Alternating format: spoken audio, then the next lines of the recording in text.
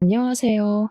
제 이야기를 들어주실 여러분께 인사부터 먼저 올려봅니다. 저는 이제 겨우 30대를 막 넘긴 이곳을 찾아오기에는 비교적 어린 나이에 속하는 여자랍니다. 제가 어쩌다가 이곳을 찾아와서 익명으로 사연을 올리게 되었는지 무척 궁금하지 않으십니까?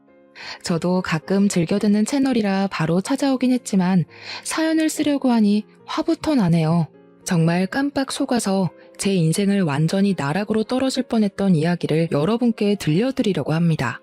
제가 차마 제 실제의 지인들에게는 쪽팔리기도 하고 뒷말이 나올 게 분명해서 털어놓지 못했는데요. 그러다 보니 명치가 쓰라린 게 화병이라도 생긴 것 같더라고요.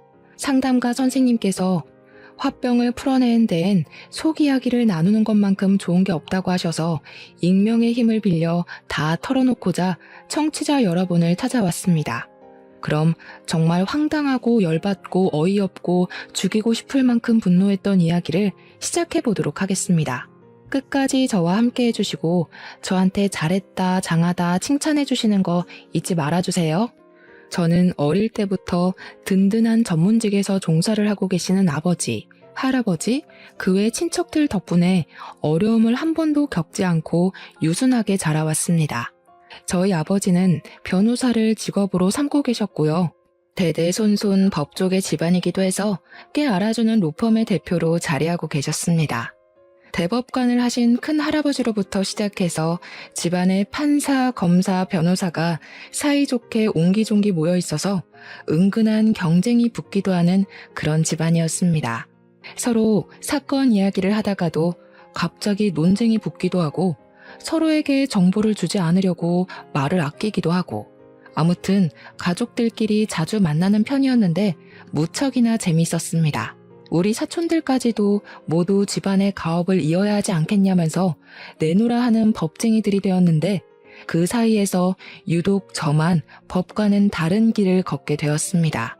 사촌들이 전부 남자 형제였기에 집안의 유일한 손녀였던 저는 모든 친척들에게 금지오겹 우리 딸로 자라게 되었습니다. 그래서 우리 할아버지께서 절대로 저만큼은 어두컴컴하고 험한 꼴 많이 보는 법조계로 발을 들이지 말라고 신신당부를 하셨습니다. 아무래도 범죄자를 만나야 하고 범죄 현장에 대해 조사를 해야 하고 신물나게 글자를 들여다봐야 하는 일 말고 편하게 좋은 것만 하라는 뜻이었겠죠. 사촌들 사이에서 유일한 소녀였던 저는 어릴 때부터 용돈도 더 많이 받고 칙칙한 건 가까이 하지도 말라는 어명이 있었습니다.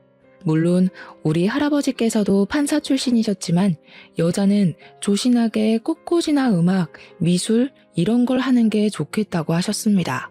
어릴 때부터 악기를 배우고 그림을 그리고 화분을 키우고 정말 제 의견은 하나도 고려하지 않은 일들을 시키셨습니다.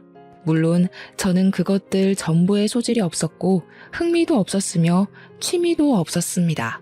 제가 시키는 일을 잘했다면 일찌감치 적성을 찾아서 예체능 계열로 쭉 나갔겠지만 아쉽게도 저는 그런 조신한 성격이 아니었거든요.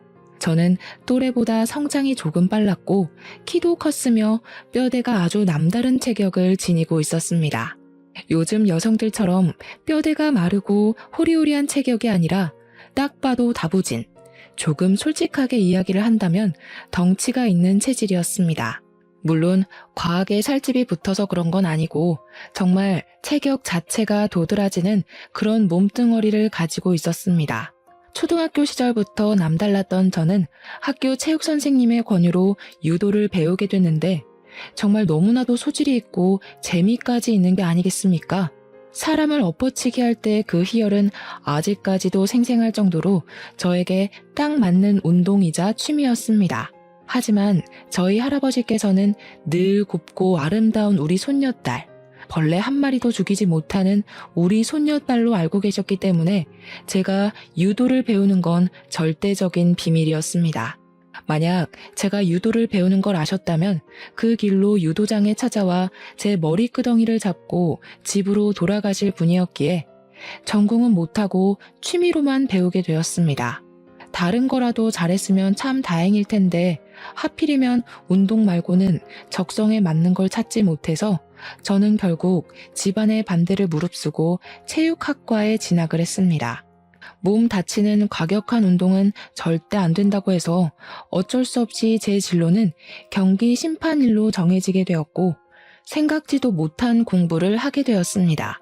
우리 할아버지는 끝까지 저에게 그렇게 남자들이 득실득실한 곳에 찾아가서 일을 해야겠냐고 저를 말렸지만 별 수 있나요? 제가 관심 있는 일이 이쪽이고 잘하는 일도 이쪽인데 제 인생을 대신 살아주실 것도 아니면서 말입니다. 체육학과에 진학한 저는 유일하게 여자 같은 사람이었기에 남학생들의 많은 대시를 받게 되었고 대학을 다니면서 연애도 꽤 여러 번 하게 되었습니다. 아무래도 제가 진학을 하게 된 쪽이 남자들이 많은 곳이라서 더욱 저에게 관심이 쏠렸을 수도 있을 겁니다. 그때는 치마만 입으면 다 좋아할 나이 아니겠습니까? 저는 그 기회를 놓치지 않고 열심히 연애를 하면서 학교 생활을 즐겼습니다. 하지만 연애하는 걸 숨기지 못했던 저는 아주 곤욕스러운 일들을 수차례 겪게 되었습니다. 제가 유일한 여자 손녀라고 했잖아요. 우리 일가 친척들이 정말 오버를 해대면서 제가 남자친구를 사귄다는 소식이 들리면 학교에 찾아오고 그러는 겁니다. 진짜 얼굴을 들고 다닐 수 없을 정도로 쪽팔리는 일들이 한두 가지가 아니었습니다. 우리 귀염둥이의 남자친구가 누구냐면서 체육관에 찾아와 고래고래 소리를 지르는 사촌 오빠를 봤을 땐 정말 학교를 휴학할까 고민도 했습니다. 물론 그게 나중에는 일부러 장난을 치려고 한 짓이라는 걸 알고 사촌 오빠의 머리털을 뽑아버렸지만 당시에는 자퇴를 고려할 정도로 큰 수치였습니다. 아무튼 금이야 오기야 잘한 손녀답게 제가 남자친구를 만나도 제대로 된 대우를 받지 못하면 금방 헤어지기 일쑤였고요. 집안에서도 제가 만나는 남자친구를 알게 되면 자꾸 찾아가서 우리 귀염둥이를 울리면 죽여버린다고 으름장을 놓는 바람에 헤어지는 일도 많았습니다. 오죽하면 제가 해외로 도피 유학을 가야 하나 이 집을 떠나야지만 연애도 하고 결혼도 할 수 있겠다 하고 생각을 했으니까요. 그런 일들이 반복이 되니 자연스럽게 저와 연애를 하겠다고 나서는 용감한 인간들의 씨가 마르기 시작했고요. 저는 대학교 3학년 때부터 딴 데 눈을 돌리지 않고 학교 생활만 열심히 하는 학생이 되었습니다. 부모님께서는 절대적으로 말리셨지만 국제 심판이 되려면 필수적으로 유학을 가야 해서 저는 대학을 졸업한 이후에 유럽으로 유학을 떠나게 되었습니다. 4년을 공부를 하고 국제 심판 자격증을 취득한 이후에 한국으로 돌아왔는데 그게 제 나이 29살의 일입니다. 꽤 오랜 시간 해외 생활을 했기 때문에 한국으로 돌아와서 부모님과 함께 사는 생활이 즐겁고 행복했습니다. 아침밥을 걱정할 일도 없고 어머니께서 생필품도 사다 주시고 집안 살림도 다 봐주셨기 때문에 일에만 집중할 수 있는 시간이었습니다. 우리 부모님도 정년을 향해 가면서 가정에 더 충실하시려고 노력하셨기에 우리 가정은 항상 웃음이 끊이지 않았습니다. 저는 운 좋게 바로 취업을 할 수 있었고 국내 대회 심판 일을 보면서 하루하루를 즐겁게 보내고 있었습니다. 제가 취업을 한 지 한 6개월쯤 지난 어느 날 우리 회사분 중 한 분이 저에게 남자를 소개해주고 싶다고 이야기를 하셨습니다. 한국에 와서는 남자친구를 사귀지 않았기 때문에 괜찮겠다 싶어서 뭐 하는 사람이냐고 물어보았습니다. 그러자 되게 비밀인 것처럼 상당한 부자라고 이야기를 하는 게 아니겠습니까? 자기도 간단한 회식 자리에 참석했다가 만나게 된 사람이라고 했습니다. 경기를 하게 되면 후원을 하는 스폰서 기업들이 붙기 마련 아니겠습니까? 그런데 가끔은 개인이 후원을 하기도 하거든요.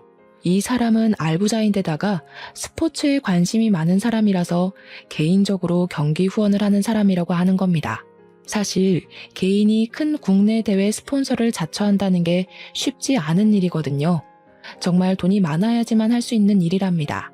잘 아시는 분이냐고 했더니 그건 아니고 다른 팀 회식 자리에서 소개를 받은 사람인데 제가 딱 생각났다면서 부잣집에 시집을 가면 자기한테 한턱 쏘라고 하더라고요. 사실 저희 집도 따지고 보면 부잣집이었기에 상대방이 돈이 많고 적고는 상관없었지만 계속해서 한번 만나보라고 권유를 하는 상사의 말을 거절하긴 좀 그랬습니다. 회사 사람들은 저희 아버지가 국내 5대 로펌 중 하나의 대표이고 집안이 대대손손 법조계 집안이라는 걸 모르고 있었기 때문에 그냥 웃고 말았습니다. 저에게 여자는 돈 많은 집에 시집 가는 게 최고라면서 보통 부자는 아닌 것 같으니 잘해보라고 만나보기도 전에 설레발을 치시더라고요. 상사가 그렇게까지 이야기를 하는데 저도 부자인데요? 하고 거절을 하는 것도 영 아닌 것 같고 남자를 만나고 싶은 마음도 있었기에 알겠다고 했습니다. 상사는 제가 긍정의 의미를 비추자 미혼이니까 이런 자리도 생기는 거라면서 수다스럽게 이야기를 하더라고요. 말에 어폐가 있긴 했지만 저를 위해서 그런 자리를 마련해 주신 거라고 하니 저도 기분 좋게 소개팅을 하기로 했습니다. 연락처를 받고 시간을 내서 소개팅 자리를 마련하게 됐는데 상대방 남자분이 생긴 것도 번지르르하게 꽤 잘생겼고 행색도 멀끔하더라고요.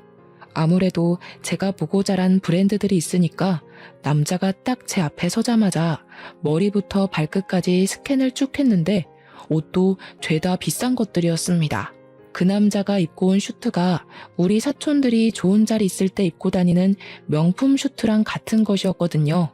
그날 밥 잘 먹고 저에게 집까지 데려다 주겠다고 해서 본가로 향하는데 차도 외제차를 끌고 왔더라고요.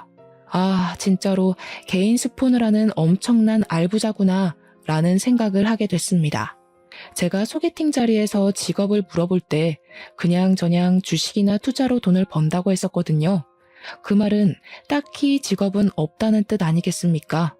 그런데도 명품 슈트에 외제차를 끌 수 있는 유지력이 있다는 거니까 집안 자체가 부자구나 하는 생각을 하게 되었습니다. 생각보다 대화도 잘 통하고 허세도 없는 사람이라서 첫 만남에 집까지 데려다주고 하는 걸 거절하지 않았습니다. 그날 이후로 연락도 더 자주 하게 됐고 다음에 또 만나자는 약속도 잡게 되었습니다. 몇 번 만나보니까 사람이 더욱 진국이라는 걸 알 수 있게 되었습니다. 세심하게 배려를 하는 모습이라던가 제가 불편해하는 기색을 바로바로 눈치챈다던가 정말 로맨스 소설에 나올 법한 남자였습니다. 매번 저의 본가까지 데려다 주었고 저의 운전기사를 자처하는 그 남자에게 누가 빠져들지 않을 수 있을까요? 저희는 결국 연애라는 걸 시작하게 되었고 다른 연인들과 다름없이 서로에게 매일 밤 사랑을 속삭이면서 행복한 나날들을 보내고 있었습니다. 연애를 한 지 한 6개월쯤 지난 어느 날 우연히 남자친구와 함께 전시회를 보러 가게 되었는데 그 자리에서 하필이면 우리 사촌 오빠 중 한 명을 만나게 되었습니다. 오빠는 변호사로 일을 하고 있었는데 요즘 방송 프로그램을 보면 변호사들을 초청해서 사건 이야기를 나누거나 사연이 들어오면 법률 조언을 해주는 방송이 많지 않습니까? 그런 방송에 꾸준히 나와서 얼굴을 조금 알린 변호사였습니다. 관심 있게 보면 어느 방송에 나왔었는지 딱 알아차릴 수 있을 정도의 인지도를 가지고 있는 사촌이었습니다. 저를 보고 너무나도 반갑게 인사를 하면서 저한테 다가오길래 옆에 있는 남자친구가 의식되어 조금 당황스럽긴 했지만 저도 반갑게 인사를 해주었습니다. 오빠는 여기 무슨 일이야? 평소에 이런 거랑 친하게 지내는 사람도 아니면서. 아, 언니랑 같이 온 거야? 제가 막 물어보는데 사촌 오빠의 눈이 제 남자친구에게 콕 박혀 있더라고요. 어쩔 수 없이 여기는 내 남자친구라면서 사촌 오빠에게 인사를 시켜주니까 사촌 오빠도 그제야 악수를 청하며 남자친구와 통성명을 했습니다. 사촌 오빠는 결혼을 약속한 여자친구와 함께 전시회를 보러 왔다면서 시간이 없어서 밥이나 커피는 같이 못하겠다고 전시회 천천히 보다 가라며 먼저 자리를 떴습니다. 순간 집안 사람들이 전부 남자친구의 존재를 알게 되겠구나 싶어서 땀이 뻘뻘 흐르는데 예비신랑이 조용히 저한테 물어보더라고요. 저 사람 요즘 방송에 자주 나오는 변호사 아니야? 저 사람이 자기 사촌이라고? 응, 우리 사촌 오빠야. 아버지가 삼형제신데 그중에 둘째 동생 아들. 왜? 아니, 방송 나오신 거 봤거든. 집안이 대대손손 법조계에 있다고 하는 걸 들었는데. 맞아, 우리 집에서 나 빼고는 다들 법조계에서 일하고 있어. 사촌 오빠가 방송에 나와서 몇 번 가족들에 대해서 이야기를 한 적이 있나 보더라고요. 그동안은 제가 사촌들에 대해서 이야기를 한 적이 없었으니 전혀 연관을 짓지 못하고 있다가 우연히 만난 사촌 오빠 때문에 저희 집이 어떤 집안인지 알게 된 것이었습니다. 사실 대대손손 법조계라고 하면 보통 사람들은 부담스러워하긴 하거든요. 하지만 남자친구도 집안이 꽤 부자니까 별로 신경 쓰지 않을 것이라고 생각했습니다. 그건 제 착각이었죠. 남자친구는 저희 집안이 부담스러웠던 건지 뭔지 사촌 오빠를 만난 이후에 이상하게 뜨뜨미지근한 태도를 보였습니다. 간이고 쓸개고 다 빼어줄 것처럼 굴었던 남자친구가 은근히 거리를 두려고 하는 모습에 저에게 정이 떨어졌나 싶어서 속상하기도 했습니다. 저는 참지 않고 솔직하게 말을 해달라고 왜 요즘 거리를 두는 거냐고 물어보니까 화들짝 놀라면서 오해라고 하더라고요. 투자를 하던 주식 하나가 손해를 보게 되어서 요즘 기분이 좋지 않았다고 걱정시켜서 오히려 미안하다고 저에게 사과를 했습니다. 그 뒤로는 또 잘해주길래 정말 투자 때문에 그런가 보다 하고 생각하게 되었어요. 하지만 간혹 가다가 이상한 기분이 들 때도 있었습니다. 예를 들면 남자친구가 자기는 미국 유학을 다녀왔다고 이야기를 했는데 동부 서부를 헷갈려 하더라고요. 거기다가 저도 유럽권으로 유학을 갔다 와서 영어를 더 많이 썼었는데 예비 신랑은 미국으로 다녀와 놓고도 영어를 잘 하지 못했고요. 한인타운에서 생활해서 그렇다고 하는데 아니 학교 수업은 영어로 받지 않겠습니까? 좀 아리송한 느낌이 들었습니다. 과거 이야기를 하면 은근히 불편한 기색을 보이기도 하고 해서 뭔가 제가 알면 안 되는 사정이 있는 것 같다는 느낌을 지우지 못하고 그냥 넘어가게 됐죠. 예비 신랑이 상당히 언변이 좋았기 때문에 금방 다른 주제로 확확 넘어갔기에 저는 별 의심을 하지 않고 넘어가게 되었습니다. 그래도 헤어질 만한 일은 아니었기에 1년을 넘게 연애를 하게 되었고 변호사 사촌 오빠가 입을 다물고 있다가 새해에 친척들이 다 모인 곳에서 폭탄을 터뜨렸습니다. 저를 보고 개구지게 웃더니 남자친구랑 결혼은 안 하냐고 이야기를 해버린 거죠. 당연히 모든 친척들의 시선이 저에게 확 쏠리게 되었습니다. 우리 귀염둥이의 남자친구가 누구냐면서 이 자리에 데리고 나왔어야지 왜 안 왔냐고 남자는 남자가 봐야 된다. 얼굴 한번 보자 난리가 났습니다. 저한테 폭탄을 넘긴 사촌 오빠를 보면서 이를 뿌듯 갈고 남자친구랑 이야기를 잘해보고 다음 모임 때는 데려와 보겠다고 했습니다. 저는 남자친구를 만나서 집에서 있었던 일을 이야기하면서 다음번 모임 때 같이 가자고 이야기를 하니까 난감해하는 거 아니겠습니까? 그러면서 하는 말이 제가 들고 다니는 가방이라든지 차, 사는 집, 옷만 보고 부자일 거라 생각을 하긴 했지만 법조계 집안인지는 몰랐다고 하더라고요. 저는 솔직히 그게 무슨 문제가 되나 싶어서 이해를 하지 못했습니다. 우리 집에서 보자고 하니까 같이 가자고 한 것 뿐이니까요. 하지만 남자친구는 아직 만난 지 1년밖에 되지 않았으니 천천히 했으면 좋겠다고 부담스럽다고 했습니다. 며칠 전까지만 해도 언제 결혼하냐, 빨리 가정을 꾸리고 싶다고 노래를 불렀던 것 같은데 갑자기 저러니 이상했습니다. 하지만 누구라도 저희 집이 부담스러울 수 있다고 생각이 들기도 해서 그냥 넘어갔습니다. 저도 그런 시선을 느낀 적이 몇 번 있었기 때문에 나서서 저희 집안이 대대손손 법조인들로 이루어져 있다고 말을 하고 다니지 않았거든요. 예비 신랑이 몇 주간 고민을 하더니 저에게 대뜸 우리 집 식구들을 보기 전에 자기 집 식구들을 먼저 만나보는 게 좋겠다고 하더라고요. 당연히 예비 신랑네 부모님을 만나러 가는 자리라고 생각을 해서 양손 무겁게 한우와 과일을 선물로 준비를 했습니다. 집도 아니고 밖에서 보자고 하길래 좀 이상했는데 만나기로 한 장소에 웬 또래의 여자가 나와 있는 게 아니겠습니까? 예비 신랑이 반갑게 인사를 하길래 저도 인사를 드리니 예비 신랑의 누나라고 말을 하더라고요. 그런데 그 누나라는 사람이 저를 머리부터 발끝까지 쭉 훑어보더니 이상하게 적대감이 가득한 얼굴로 저를 쳐다보는 게 아니겠습니까? 첫 만남부터 뭔가 실수한 게 있나 싶어서 가시방석에 앉은 느낌이 들었습니다. 집안이 상당히 빵빵하다고 들었는데 내 동생 무시하고 그러는 거 아니지? 내 동생이 우리 집에선 아주 귀하게 자란 아들이거든. 시작부터 저에게 경고를 하듯이 이야기를 하는데 말끝마다 너네 집 빵빵하다고 우리 집 무시하는 거 아니야? 하면서 말을 하더라고요. 그런데 예비 신랑이네 집도 개인 스폰을 할 정도로 돈이 많은 집안인데 저한테 뭘 무시했네 어쩌네 하는 건지 이해가 가질 않았습니다.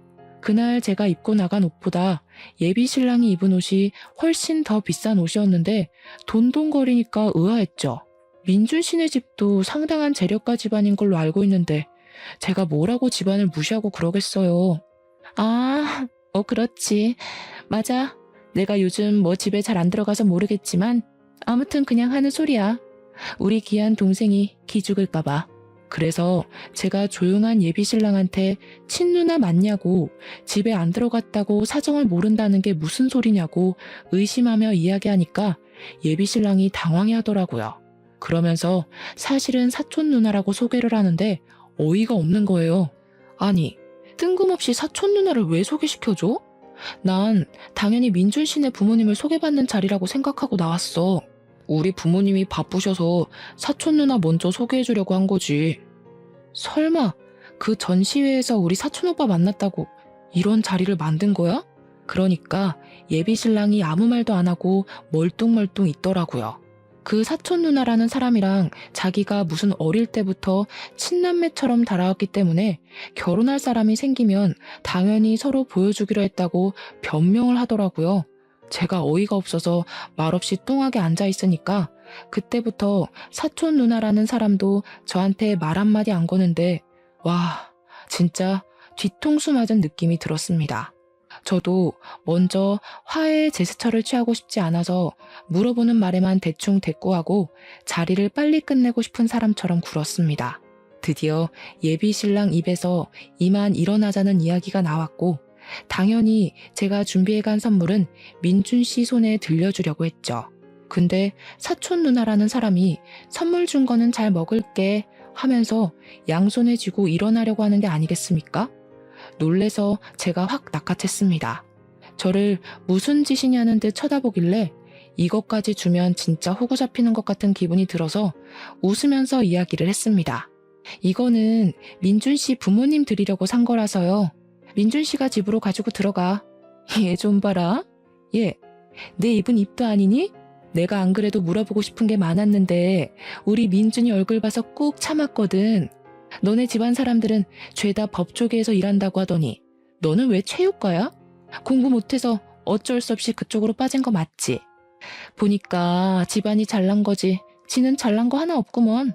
진짜 열이 확 뻗치는 게 예의가 없어도 너무 밥 말아먹었다 싶더라고요. 제가 인상을 쓰고 사촌 누나라는 사람을 쳐다보니까 더럽고 치사해서 그냥 가겠다고 빈손으로 성큼성큼 나가더라고요. 제가 또 기골이 장대한 여자고 키도 사촌 누나보다 크고 운동을 계속 해왔으니까 몸이 진짜 좋은 편에 속하거든요. 제가 째려보니까 무섭기라도 했나 완전 뒷공문이 빠지게 도망간다 싶어서 솔직히 조금 고소한 마음도 들었습니다. 운동을 배운 게 이런 데서 도움이 될 거라고는 생각도 못했거든요. 예비 신랑의 가족이긴 하지만 어쨌든 사촌 누나를 만난 이후에 제가 우리 부모님을 만나러 가자고 이야기를 하는데 계속 이 핑계 저 핑계 대면서 미루더라고요. 안 되겠다 싶어서 그럼 예비 신랑이네 부모님부터 만나러 가겠다고 집으로 가자고 하는데 집에 왜 오려고 하냐 그냥 편하게 밖에서 만나자 하더라고요. 집 청소를 안 하고 뭐 주식 자료며 그런 걸로 정신이 없다고 밖에서 만나야 부모님도 편하실 거라고 하더니 나를 안 잡는 거예요. 만나자, 날 잡을게. 아, 그날은 안 된대. 이게 무한으로 반복되니까 저도 짜증이 나잖아요. 그래서 그냥 결혼하지 말자고 때려치우자고 강하게 나갔습니다. 그제야 다음 주 토요일에는 시간이 된다고 하셨다면서 만나자고 하는데 점점 정이 털리더라고요. 결국에는 토요일에 시부모님 되실 분들을 만나서 한정식 집에서 밥을 먹었는데 예비 시부모님 인상이랑 예비 신랑의 인상이 완전히 달라서 놀랬습니다.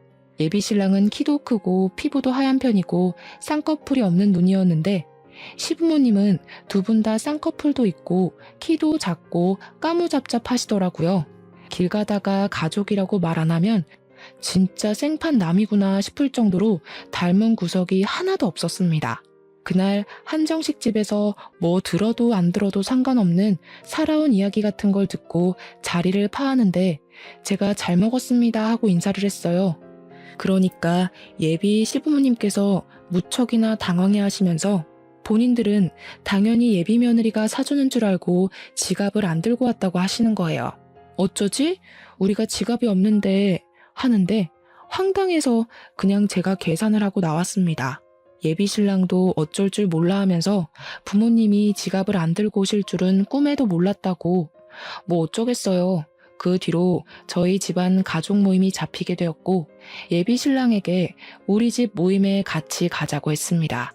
매년 어버이날마다 가족들끼리 모여서 밥을 먹는데 한 3주 정도 남은 시점이었거든요. 이왕이면 미리 말해주는 게 좋겠다 싶어서 이야기를 했죠. 그러니 예비 신랑이 알겠다고 그날 만발의 준비를 해서 오겠다고 하더니 그 다음 날부터 주식시장의 변동이 심해서 일을 좀 해야 할 것 같다고 만나주질 않더라고요. 이건 또 무슨 일인가 싶어서 어이가 없었지만 저도 경기 일정이 계속 잡혀 있었기 때문에 서로 바빠서 아예 만나지를 못했습니다. 어버이날 전날에 약속 있지 않았지?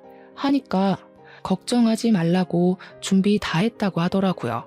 그래서 가족들에게 줄 선물이라도 챙긴 건가 싶어서 혼자 기특해하고 있었습니다. 이번에도 만나는 게 부담스럽다고 하면 파혼할 각오까지 하고 있었기 때문에 예비 신랑이 순순히 따라오겠다고 한 점에서 점수를 듬뿍 주었습니다. 결혼 준비를 시작한 것도 아니고 이제 겨우 인사를 드리는 것뿐인데도 이렇게 복잡하니 결혼 준비는 얼마나 복잡할까 겁이 나기도 했습니다. 어버이날 전날 예비 신랑에게 미리 집안 분위기도 설명해 줄 겸 점수 따려면 해야 하는 행동도 말해 줄 겸 만나자고 했더니 알겠다고 하더라고요. 그래서 회사 쪽 카페에서 만났는데 저는 진짜 너무나도 놀라고 말았습니다. 신랑이 글쎄 쌍꺼풀 수술을 하고 나타난 게 아니겠습니까? 너무 놀란 나머지 커피를 쏟은 것도 모른 채로 입을 떡 벌리고 있었습니다. 예비 신랑이 수줍게 웃으면서 잘 어울리냐고 우리 집에 잘 보이고 싶어서 쌍꺼풀 수술을 했다고 하는 겁니다. 그런데 쌍꺼풀을 어디서 수술한 건지 너무 두껍게 집어버린 탓에 너무 느끼해져 버린 거예요. 꺼벙해진 눈을 보는데 도무지 시선을 맞추지도 못하겠고 멀쩡하게 잘생긴 그 얼굴을 왜 저렇게 망쳐놨나 싶어서 속이 답답할 지경이었습니다.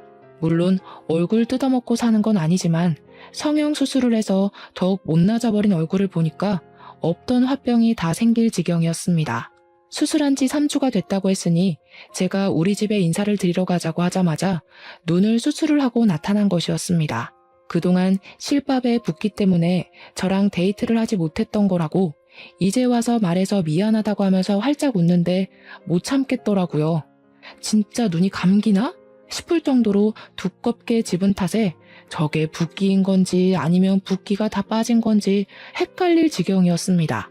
집에는 이미 예비 신랑이 인사를 드리러 올 거라고 말을 해놨는데 이제 와서 눈 때문에 못 데려가겠다고 할 수도 없고 해서 울며 겨자 먹기로 다음날 모임에 예비 신랑을 데리고 나갔습니다. 다들 예비 신랑의 얼굴을 보자마자 하면서 말이 없더라고요. 전시회에서 만났던 변호사 사촌이 원래 저 얼굴이 아니었던 것 같은데 하면서 황당해했습니다. 제가 짜증이 확 나서 우리 집에 잘 보이고 싶어서 쌍꺼풀 수술했대 하니까 다들 필사적으로 웃음을 꾹 참으시더라고요. 그러더니 사촌 중 한 명이 누구를 닮은 것 같다고 어디서 많이 본 얼굴이라고 예비 신랑을 빤히 쳐다보더라고요. 그 사촌은 검사로 일을 하고 있는 사촌 오빠였는데 계속 뚫어지게 쳐다보니까 예비 신랑이 부담스러워했습니다. 아, 닮긴 누굴 닮아. 그만 쳐다봐. 웅삼이. 그 말에 다른 가족들도 결국 웃음을 참지 못하고 다들 빵 터지고 저는 응삼이 누군지 몰라서 막 찾아보는데 사진 보고 뒤로 자빠질 뻔했습니다. 우리 예비 신랑은 기분이 나쁠 만도 한데 거기서 하하 웃으면서 땀을 뻘뻘 흘리더라고요. 그리고 예비 신랑이 먼저 자기 입으로 제가 응삼이를 닮아서 그런가 봅니다 하면서 분위기를 바꿔놓았습니다. 다들 성격은 좋은 것 같다면서 하나둘 풀어져서 예비 신랑에게 이것저것 질문도 하고 음식도 챙겨주시고 했습니다.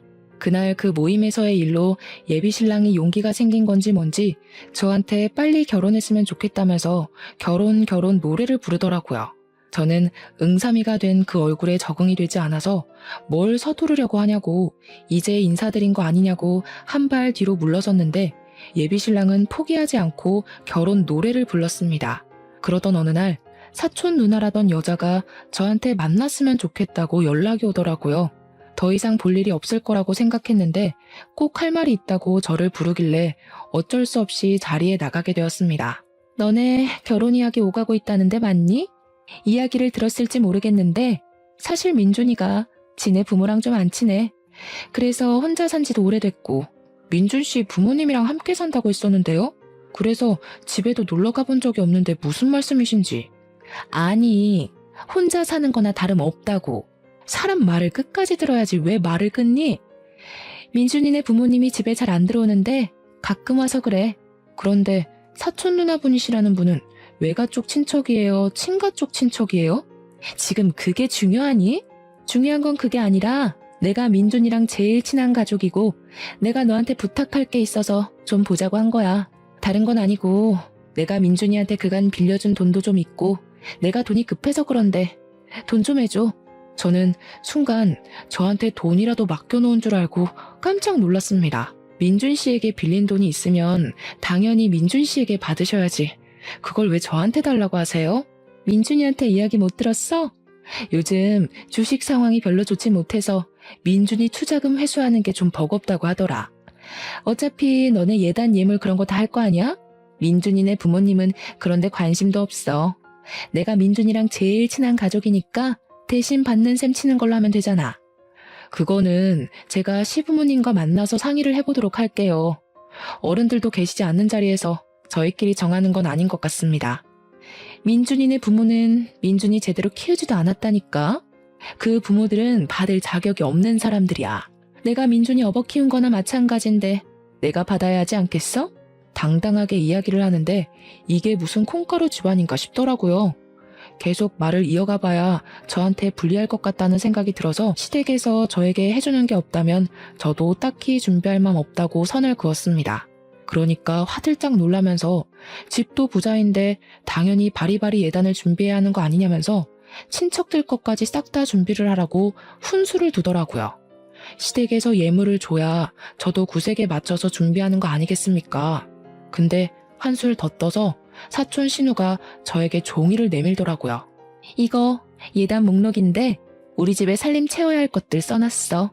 집을 해온 것도 아니고 아직 상견례니 뭐니 결혼 준비를 하나도 한 게 없는데 예단 목록이라며 그것도 사촌 신우 집안 살림을 채우라뇨. 종이 적힌 목록이 아주 가관이었습니다. 자기네 집에 냉장고, 세탁기, 건조기, TV를 놔달라고 적어놨길래 기가 막히더라고요. 막말로 친누나도 아니고 사촌 누나인 주제에 뭘 받아 챙기겠다는 건지. 민준 씨가 집을 몇 평 해오는지에 따라서 금액 맞춰 해갈게요. 이건 사촌 신우와 할 이야기가 아닌 것 같습니다. 그러고는 더 말할 필요도 없겠다 싶어서 그 자리를 박차고 나왔는데 뒤늦게 문자가 와서는 저에게 돈 좀 달라고 한 500만 원만 보내주면 된다고 하더라고요. 500만 원이 제 수중에 없었던 것은 아니지만 제가 사촌 신우에게 도대체 그걸 왜 해줘야 하냐는 겁니다. 너무 기분이 나쁘고 짜증이 나서 예비 신랑에게 바로 연락을 해서 따져들었습니다. 도대체 민준 씨에게 빌려준 돈을 왜 나한테 달라고 하는지 이해가 안 가서 그래. 그것도 꼴랑 500만 원이래. 민준 씨 개인 스폰도 하는 사람 아니었어? 입고 다니는 옷 한 벌 값이잖아. 그 돈. 근데 그걸 왜 나한테 달라고 하냐고. 거기다가 예단 목록이라면서 종이에 뭘 잔뜩 써왔더라? 뭔가 했더니 자기네 집에 가전을 바꿔달래. 무슨 시어머니도 아니고 사촌 누나라는 사람이 나한테 당당하게 요구할 일이야? 어이없어. 누나가 날 어릴 때부터 업어 키워서 정이 남달라서 그래. 업어 키운 건 업어 키운 거고 그러면 민준 씨가 알아서 챙겨야지. 그걸 왜 나한테 그러냐고. 집안 문제에 나 끌어들이지 말고 민준 씨 부모님이랑 사촌 신우랑 이야기 잘해봐.